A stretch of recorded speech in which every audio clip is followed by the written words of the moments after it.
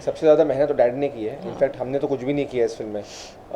मैं हमेशा कहता हूँ कि मेरे father for me, when I look at him, the work he has put into heartless, he is a one man army. और मैं यही कहता हूँ कि हाँ, हमने बहुत मेहनत की है फिल्म पे, लेकिन ये फिल्म का जो, इस फिल्म के जो पिलर है, foundation has that Shekhar Suman.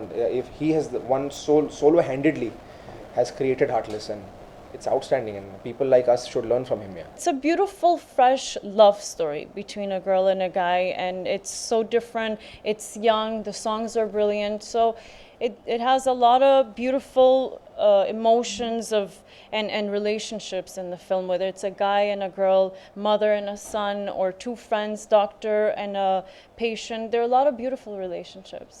Lots of work, yeah. 2 years of work on in songs, and तब जाके तो आज लोग बोल रहे हैं कि पूरा एल्बम अच्छा है.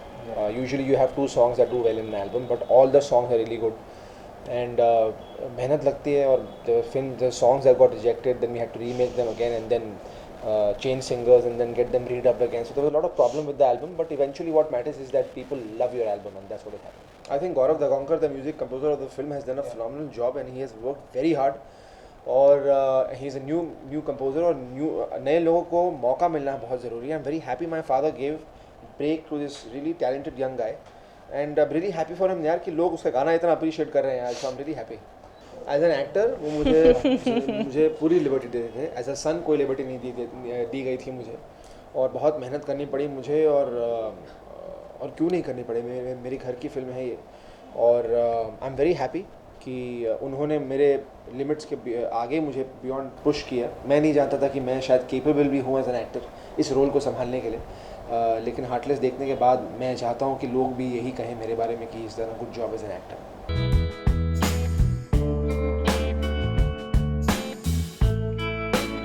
ये ज़रूरी है कि ज़िंदगी में आगे बढ़ने के लिए आपको नई नई चीज़ें करनी चाहिए, और मैंने हमेशा उसी में विश्वास किया है और हमेशा अपने आप को री इन्वेंट करने की कोशिश की है.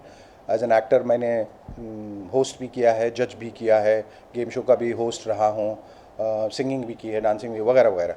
लेकिन एक जो सबसे बड़ी चुनौती होती है वो निर्देशन की चुनौती होती है, और लिहाजा मैंने सोचा कि अब वक्त आ गया है कि मुझे एक फ़िल्म डायरेक्ट करनी है. बहुत दिनों से इस बारे में सोच रहा था, और जब एक बड़ा ही अलग किस्म का और बड़ा ही रोचक विषय मेरे सामने आया तो मुझे लगा कि ये कहानी मैं अपने तरीके से कहना चाहता हूँ, और इस तरह से हार्टलेस का जन्म हुआ.